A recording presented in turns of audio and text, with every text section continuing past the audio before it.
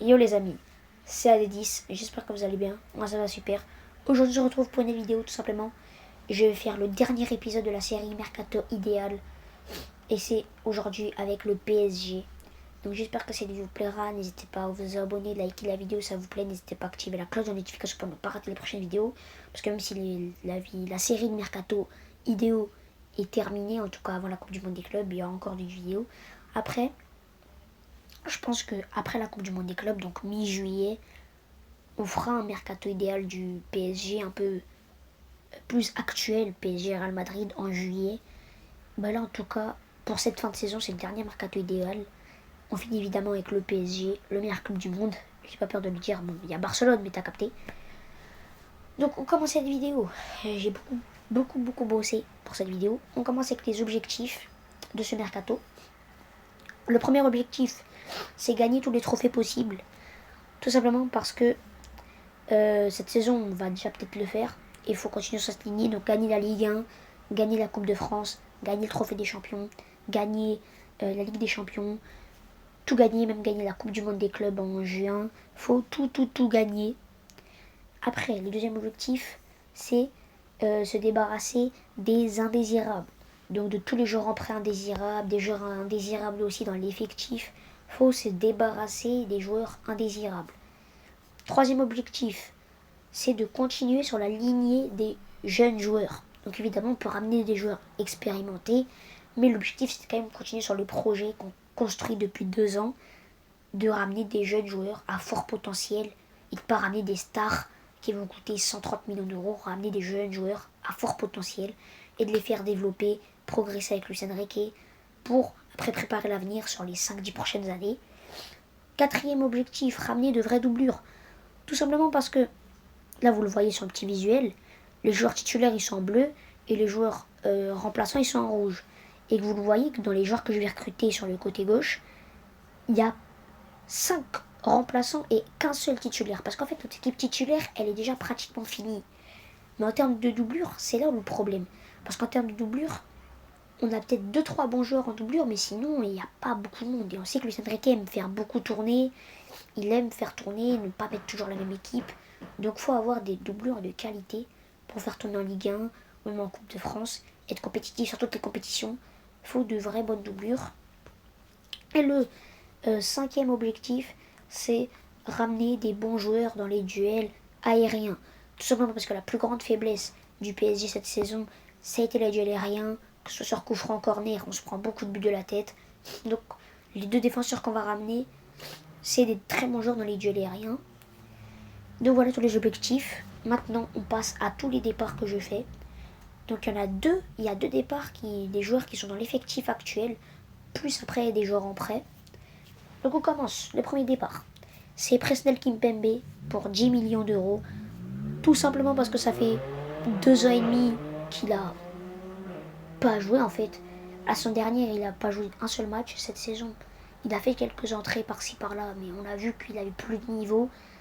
Et même on pourrait tenter de le garder en tant que 5e, voire même 6e défenseur central. Essayer de lui redonner une condition physique et de le laisser une dernière saison. Et même si j'aime beaucoup Presnel, c'est un joueur que je kiffe. C'est un joueur qui met de l'ambiance, c'est un joueur qui a l'expérience, c'est un joueur qui aime le club, c'est un chichi. Il a joué qu'au PSG. Mais pour moi, c'est fini, il a plus les jambes pour jouer au PSG. Donc même si on pourrait tenter de le garder en tant que 5e, voire 6e défenseur central, en tout cas, moi, je le vends pour 10 millions d'euros. Ce qui n'est pas beaucoup, hein, mais on essaie de faire ce qu'on peut. La deuxième vente, c'est tout simplement Kangin Lee pour 30 millions d'euros. Lee qui a fait une bonne saison en vrai. Sa saison est réussie. Il fait plutôt une bonne saison. Il est bon. Il est polyvalent. Il peut jouer milieu de terrain. Il peut jouer ailier droit. Il peut jouer ailier gauche. Il peut jouer feu neuf. Luis Enrique l'aime beaucoup parce qu'il est polyvalent. Et il est plutôt bon partout. Mais le problème, c'est que pour moi, il fallait faire quand même une grosse vente dans les joueurs de l'effectif. Et pour moi, c'est Lee. Tout simplement parce que je compte recruter un ailier droit en concurrence avec Désiré Doué. Donc pour moi, Lee Kangin, ça part pour 30 millions d'euros. Et c'est les 2 seules ventes que j'ai fait dans les joueurs de l'effectif actuel. Maintenant, toutes les autres ventes que je vais faire, c'est des joueurs qui étaient en prêt. Première vente, on commence. Désolé pour le bruit, c'est dehors. Première vente, Skriniar, 15 millions d'euros.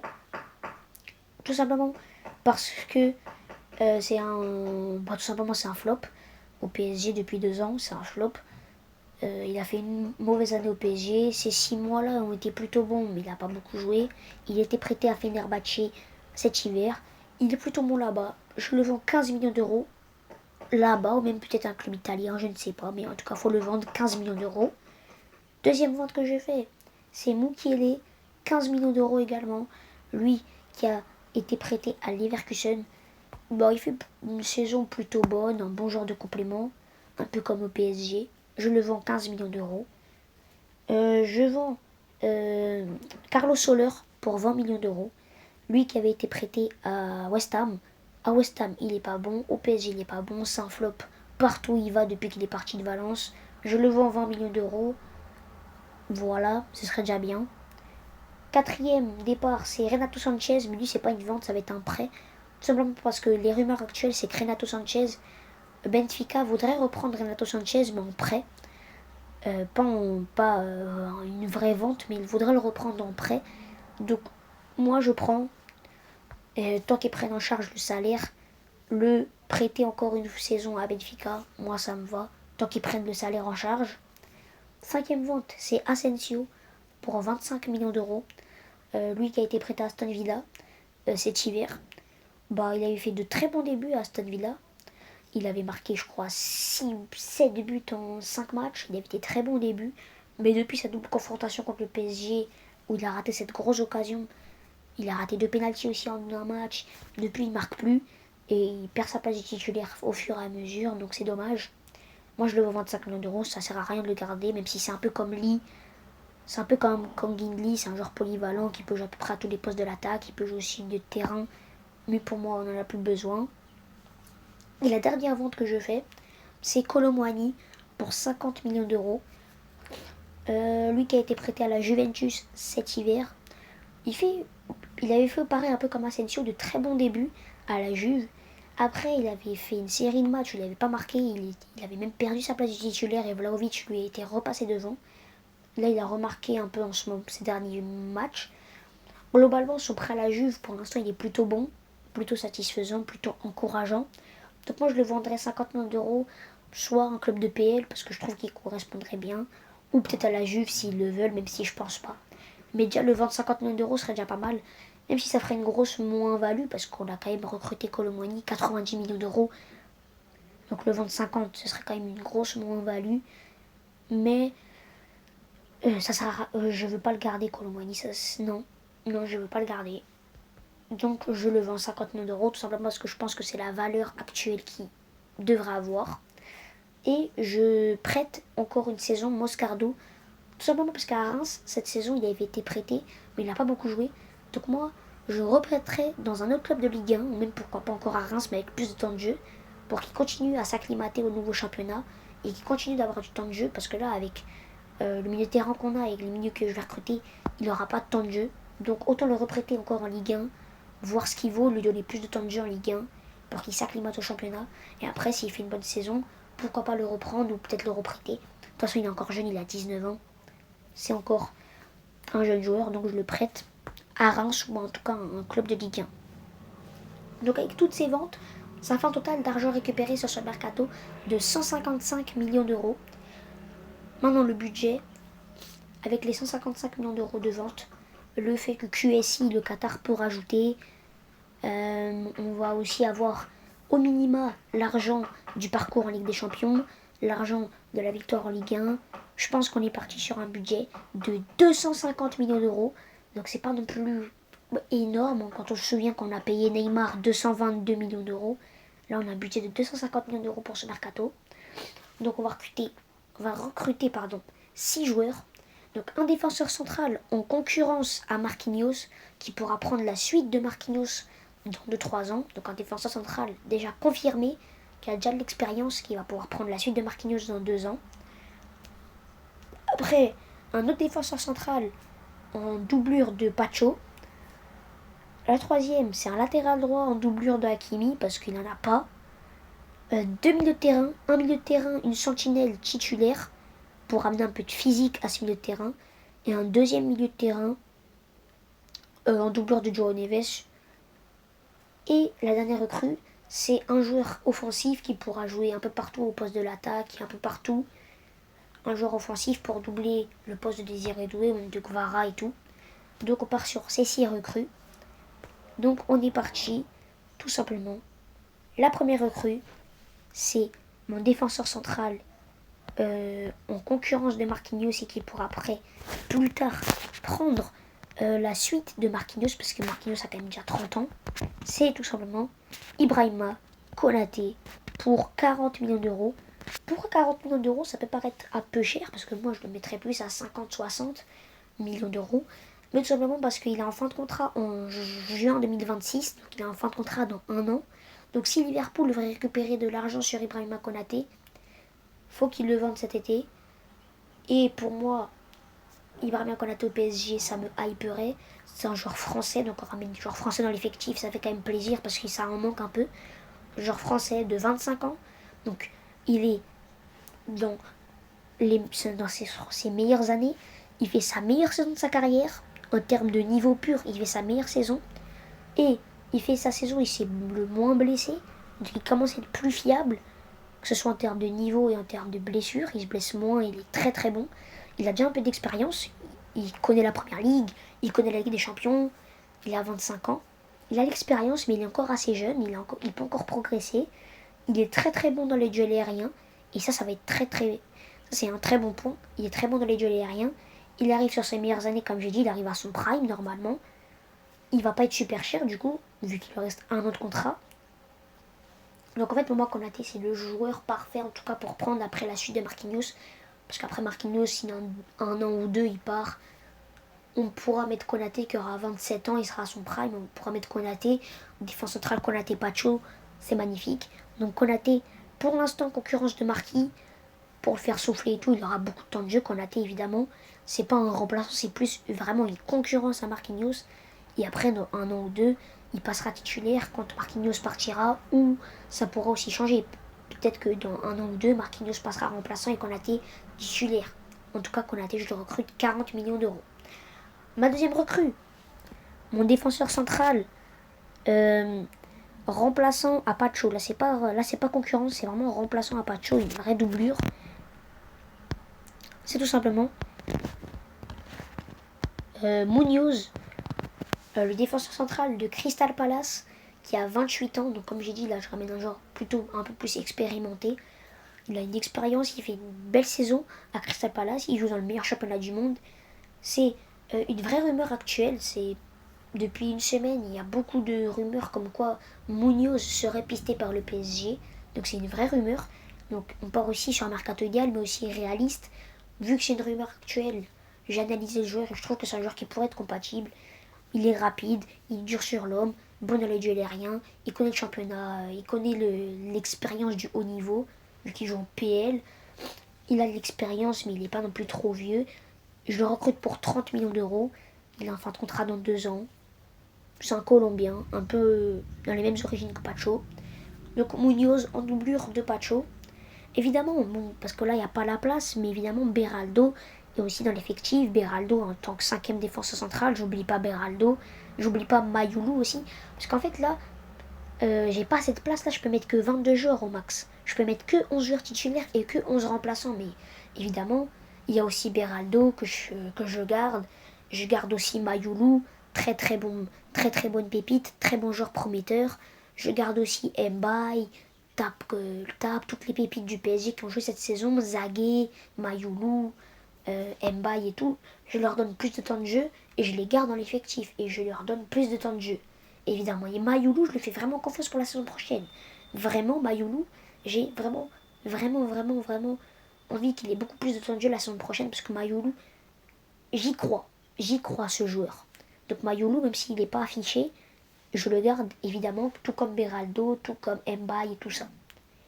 Maintenant, ma troisième recrue, donc la doublure à Achraf Hakimi, ça va être tout simplement Bon, ouais. C'est Guela Doué, donc le frère de Désiré Doué. C'est le grand frère de Désiré Doué. Il connaît le championnat, puisqu'il joue à Strasbourg en Ligue 1. C'est pour moi, en tout cas subjectivement, le deuxième meilleur latéral droit de Ligue 1. Pour moi, il y a Hakimi évidemment. Et après, pour moi, après Hakimi, c'est le meilleur latéral droit de Ligue 1 après Hakimi. Il fait une très très grosse saison à Strasbourg. En plus, son frère pourrait le convaincre de venir, vu que son frère joue déjà à Paris. Il connaît le championnat. Il est encore jeune, il a 22 ans. Il va pas coûter très cher, je pense 25 millions d'euros. C'est un très bon joueur qui va apporter, parce que là, ça va être un profil différent de Hakimi. Hakimi, ça va être plus un profil de joueur qui va être plus offensif, qui va déborder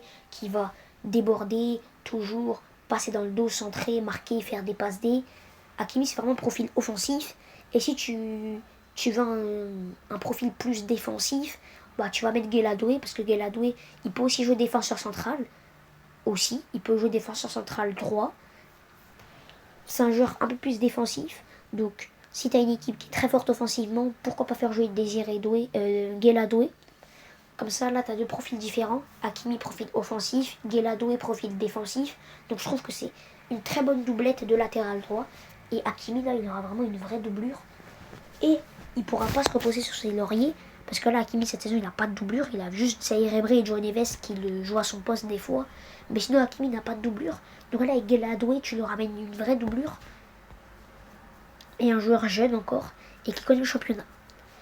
Maintenant, latéral gauche, là, je fais rien. Nuno Mendes, Lucas Hernandez, pour moi, ça, c'est très bien. Nuno Mendes fait peut-être la meilleure saison de sa carrière au PSG. Soit en termes de niveau, en termes de blessure, il se blesse pas cette saison et c'est très bien. Lucas Hernandez en doublure, je trouve que c'est pas mal. Il peut jouer latéral gauche, il peut jouer défenseur central, il a l'expérience, il a le niveau, il a cette hargne, il a cette motivation. Il est dur sur l'homme, je le garde. Maintenant, mon milieu de terrain est ma seule recrue en tant que titulaire que je vais prendre. Mon seul titulaire que je vais prendre, c'est ma sentinelle, donc il va ramener un peu de physique à ce milieu de terrain. C'est tout simplement Sandro Tonali, la sentinelle de Newcastle, qui fait une saison de fou à Newcastle. L'année dernière, il n'avait pas joué parce qu'il avait des affaires de paris sportifs, je sais pas quoi. Cette saison, il est revenu, il a joué, il fait la meilleure saison de sa carrière. C'est l'un des meilleurs milieux de terrain de première ligue, l'un des top 15-20 des meilleurs milieux de terrain du monde. Il est physique, il va ramener beaucoup de physique à ce milieu de terrain, parce qu'avec Vitinha et João Neves, t'as de bons joueurs, t'as de très bons joueurs défensifs, et de très bons joueurs techniquement, mais en termes de physique, c'est pas trop ça. Et Tonali, tu ramènes un joueur physique, technique, passeur, qui a une très grande vision du jeu, très technique, très physique, qui a une bonne frappe, qui a de l'expérience déjà du haut niveau. Mine de rien, même s'il a que 24 ans, il a l'expérience du haut niveau déjà. Il a joué à Newcastle, il a joué avec des champions. Il connaît le haut niveau, mais il est encore jeune, il a encore une marge de progression. En fait, Tonali, c'est le joueur parfait. Je le recrute pour 70 millions d'euros. Tonali, pour moi, il va ramener complètement ce que Luis Enrique a besoin. Parce qu'il est technique, il a une très bonne vision de jeu, il est technique, il peut jouer devant la défense, c'est une vraie sentinelle, un peu à la Thiago Motta. Très technique, très bon passeur. Donc ça va plaire à Luis Enrique. Mais aussi un peu à la Thiago Motta. Il est physique, il est dur sur l'homme, il va rentrer dans les joueurs, il va être très bon défensivement. Pour moi, c'est la recrue parfaite. Il est encore jeune, il est italien, ça nous rappelle notre meilleur sentinelle sur QSI. Tonali, je le prends pour 70 millions d'euros. C'est pour moi la recrue parfaite au milieu de terrain pour le PSG. Et j'espère qu'ils vont le prendre. Maintenant, ma doublure à João Neves ou même à Vitinha, c'est tout simplement... Bon, croyez pas que c'est Jude. Hein. C'est Bellingham. Évidemment, c'est pas Jude. Hein. C'est pas le joueur du Real Madrid. C'est son petit frère, Job Bellingham, le milieu de terrain de Sunderland. Pourquoi je le prends? Parce que même si je l'ai jamais vu jouer vraiment en vrai en termes d'un match, j'ai vu quelques résumés, quelques best-of de ces matchs, mais sinon je l'ai jamais vraiment vu jouer. Mais de ce qu'il s'en dit, c'est vraiment le même que son frère. C'est vraiment le même profil que son frère. Et pour moi déjà, on a fait l'erreur de ne pas le prendre. On a fait l'erreur de ne pas prendre Bellingham, Jude. On a fait l'erreur de ne pas le prendre. Parce que quand il part de Championship et qu'il va à Dortmund, le PSG était dessus. Mais on ne l'a pas pris. Donc faut pas faire la même erreur avec son petit frère. À ce qui paraît, son petit frère, c'est le même profil que son grand frère. Non, plus jeune, il a 19 ans. Il joue en championship actuellement. Je le prends en tant que doubleur de João Neves. Il est encore très jeune, il va apprendre avec des milieux de terrain de fou. Et pour moi, j'y crois beaucoup parce qu'il a un très gros potentiel. Donc, une paire de milieux de terrain, João Neves, Job Bellingham, avec Vitinha et Fabian Ruiz. Fabian Ruiz qui fait une très belle deuxième partie de saison. Depuis 6 mois, il est exceptionnel, donc je lui fais confiance. Ma dernière recrue, ma doublure à Désiré Doué, mais il va pas que jouer là. Hein.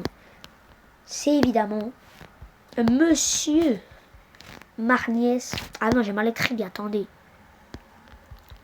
Akliouche. Je ramène quand même un autre joueur de Ligue 1 parce que les joueurs qui perdent, c'est souvent des joueurs de Ligue 1. On a eu Désiré Doué, on a eu Bradley Barcola, des joueurs de Ligue 1 qui arrivent chez nous et qui sont très bons directement. Donc là, je prends Guéladoué et un autre joueur de Ligue 1, Akliouche, qui joue actuellement à Monaco. Je le prends pour 50 millions d'euros. Lui qui fait une saison très bonne à Monaco. Sa meilleure saison. Il est encore jeune, il a 22 ans. C'est un joueur qui peut jouer ailier droit, il peut jouer faux neuf, il peut jouer numéro 10, il peut jouer milieu de terrain relayeur, il peut jouer un peu partout, un peu à la Désiré Doué. Et c'est un joueur de très grande qualité, très bon technicien, très bon dribbleur, très grosse vision de jeu. Non, un Cliouche, je le prends pour 50 millions d'euros. Donc si on récapitule toutes mes recrues, ça fait Ibrahima Konaté pour 40 millions d'euros, Munoz pour 30 millions d'euros, Guéladoué 25 millions d'euros, Tonali 70 millions d'euros, Job Bellingham 30 millions d'euros, Akliouche 50 millions d'euros. Ça fait un total de 245 millions d'euros. Le budget était de 250 millions d'euros. Donc on est rentré dans les clous. Et quand on regarde les objectifs, ils sont tous atteints. Là, avec cet effectif-là, évidemment qu'on peut gagner tous les trophées possibles. On a de vraies doublures. Hein. Lucas Hernandez, Ibrahima Konaté, Munoz, Guéladoué, Zaïre Emery, Fabian Ruiz, Job Bellingham, Akliouche, Barcola, Gonzalo Ramos. Là, t'as quand même de bonnes doublures. T'as ramené quand même 2 joueurs d'expérience avec Munoz qui a 28 ans et Konaté qui en a 25. Mais t'as ramené aussi des jeunes joueurs avec le petit frère de Bellingham qui a 19 ans, Guéladoué qui a 22, Akliouche qui a 22 aussi. Donc on ramène quand même de jeunes joueurs encore une fois. On ramène 2 joueurs de Ligue 1, 2 joueurs de notre championnat. On s'est débarrassé des indésirables. On a ramené 2 très bons joueurs dans les duels aériens, Konaté et Munoz. Donc les objectifs sont atteints. Évidemment, je vais vous dire aussi les plans B que j'avais. Parce qu'évidemment, c'est un mercato parfait, c'est un mercato idéal. Donc évidemment, ça va pas tout se faire. Donc je vais quand même vous dire les plans B que j'avais. Donc les plans B que j'avais Huysen en défense centrale. Huysen, je l'aurais pris. Honnêtement, je l'aurais pris. Mais à ce qui paraît, le Real Madrid a levé sa clause libératoire. Donc c'est mort, il va signer au Real Madrid. Mais c'était quand même dans mes joueurs de ma liste. Il y avait aussi Jonathan Ta, à qui j'ai pensé, tout simplement parce qu'il était libre de tout contrat. Mais il va signer au Bayern Munich, donc c'est mort aussi. J'avais aussi Thomas Araujo, le défenseur central de Benfica, qui était déjà en rumeur l'année dernière, mais Benfica demande 80 millions d'euros, donc c'est beaucoup trop cher. J'avais aussi Malo Gusto, à qui j'ai pensé, à latéral droit, parce que tout simplement il n'est plus titulaire à Chelsea. Donc j'avais pensé à le recruter, parce qu'il connaît la Ligue 1, il est français, il a plus sa place de titulaire à Chelsea. Donc j'y ai pensé, mais au final, ça reste plus un plan B. Il y a aussi Castello Luqueba en défense centrale, à qui j'ai pensé. Bon joueur de Ligue 1, mais qui n'est plus titulaire à Leipzig. Il y avait aussi Guimarães, à qui j'ai pensé au milieu de terrain, en tant que sentinelle. J'hésite entre Guimarães et Tonali. Mais j'ai pris Tonali parce qu'il est plus jeune. Et je trouve qu'il a plus de potentiel. Il est plus jeune. Et je pense qu'il va peut-être coûter un peu moins cher. J'avais aussi pensé à Rovella, le milieu de terrain de la Lazio, qui fait une très bonne saison aussi là-bas. J'avais pensé aussi à Mbemo en ailier droit, l'ailier droit de Brentford, mais je trouve que c'est pas Luis Enrique compatible. Honnêtement, c'est pas un joueur que Luis Enrique, je pense, va beaucoup aimer. Et j'avais pensé aussi à Rodrigo, parce qu'il va partir du Real Madrid, c'est sûr. J'avais pensé à Rodrigo, mais honnêtement, j'ai pas envie de le prendre. Honnêtement, je veux pas de Rodrigo PSG, mais j'y ai quand même pensé, je le souligne. Et j'avais pensé aussi à Guirassy et Osimhen en numéro 9. Parce que Guirassy, c'est une vraie rumeur actuelle. Parce qu'il y a une clause libératoire à 70 millions d'euros. Et que le PSG sera intéressé. J'avais aussi pensé à Osimhen parce qu'il devrait partir de Galatasaray. Il fait une belle saison là-bas. Mais je voulais pas prendre de numéro 9. Tout simplement parce que Luis Enrique ne devait pas jouer avec un numéro 9 titulaire. Vu qu'il y a déjà Dembélé. Donc je ne les ai pas pris. Donc j'espère que cette vidéo vous aura plu. Nous, on se dit à la prochaine pour une prochaine vidéo. On se dit pour les prochaines vidéos Mercato Idéal à juillet. C'était Adis les amis. Prenez soin de vous. Ciao.